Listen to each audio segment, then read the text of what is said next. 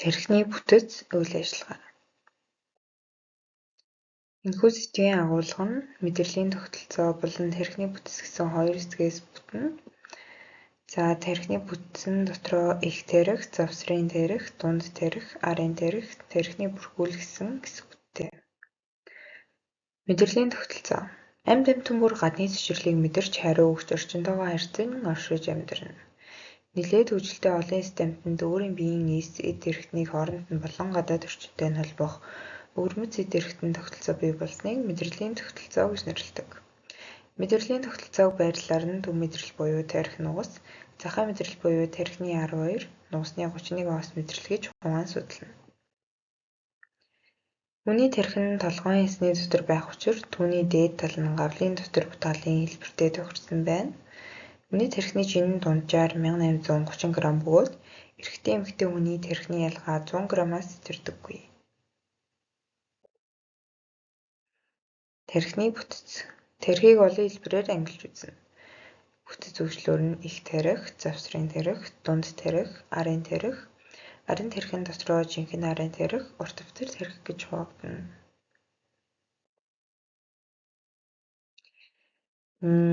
Тархины бүтэц харагдж байна.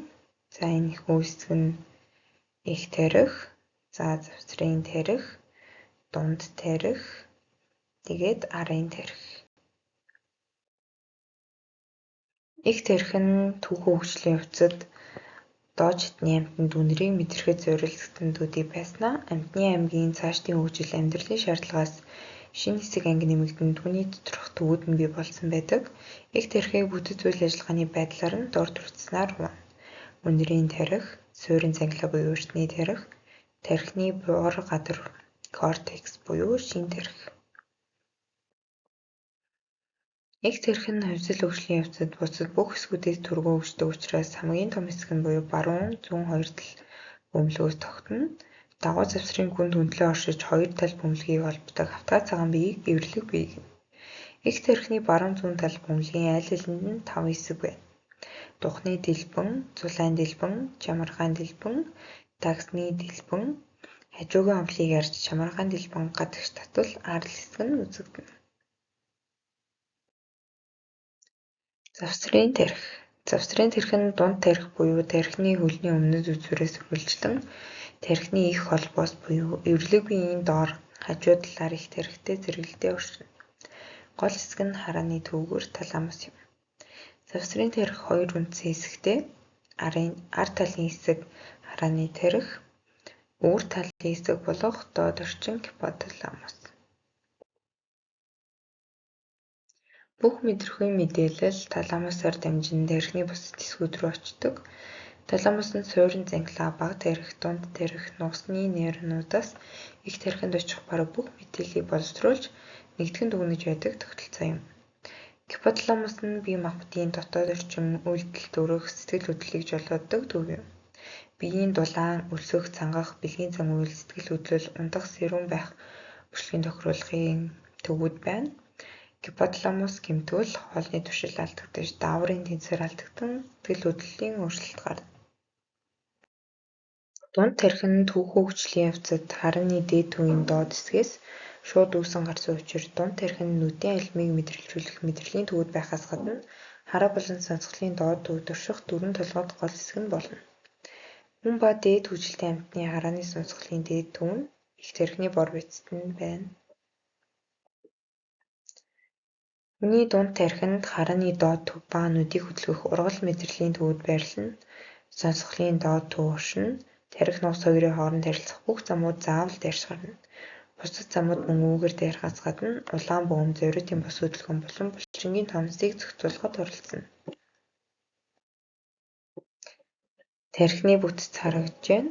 Духны дэлбэн, зулайн дэлбэн, дагсны дэлбэн, эвэрлэг бие, таламус, харааны мэдрэл, гипоталамус, өнжин тархи, чамаргаан дэлбэн, вариолин гүр, урт өвтөр тархи, бага тархи, дунд тархи. Арын тархи.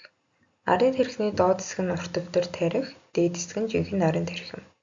Урт өвтөр тархи нь 2.5-аас 3 см орчим урттай, 1,5 см голчтой, 1 см цуцаантай нуусны шууд үргэлжил бөгөөд даг цэсний налуу дээр барилдаг. Доод хагас нь бүтцээрээ нуустай адил төстэй, харин дээд хагас нь үеийн зарчмаалдаж нуусанд бөөн байдаг бор бодис тарсан эсгүүд болж тархины мэдрэлийн бөөн буюу төвөд болон ирдэг. Амьсгал болон зүрх судасны төвүүд нь байрладаг юм байна. Жинхэнэ нарын тархи.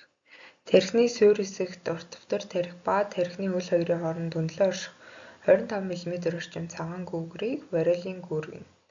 Бага тархи нь төв мэдрэлийн тогтолцооны нэг чухал хэсэг бөгөөд булчингийн агшлтын ээлж дарааллыг зохицуулах ба тэнцвэрийг удирдана. Бага тархи нь баруун зүүн хоёр хагас бөмбөлөг тэднийг хооронд нь холбох бүтэнцэр хэсгээс бүтнэ.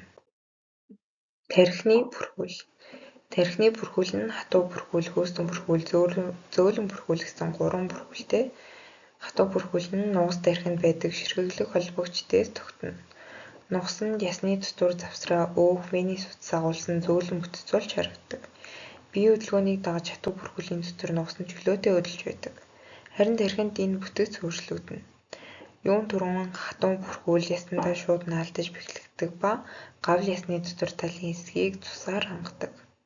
Хөөсөн бүрхүүл нь тархит нуусны шингэнийг агуулж түүнд тархи оршино. Энэ бүрхүүл нь тархийг ерөнхийд нь агуулж байдаг болохоор тархины онгор өдгөр газар болгон тодорхой ус урсан зай үүсгэдэг.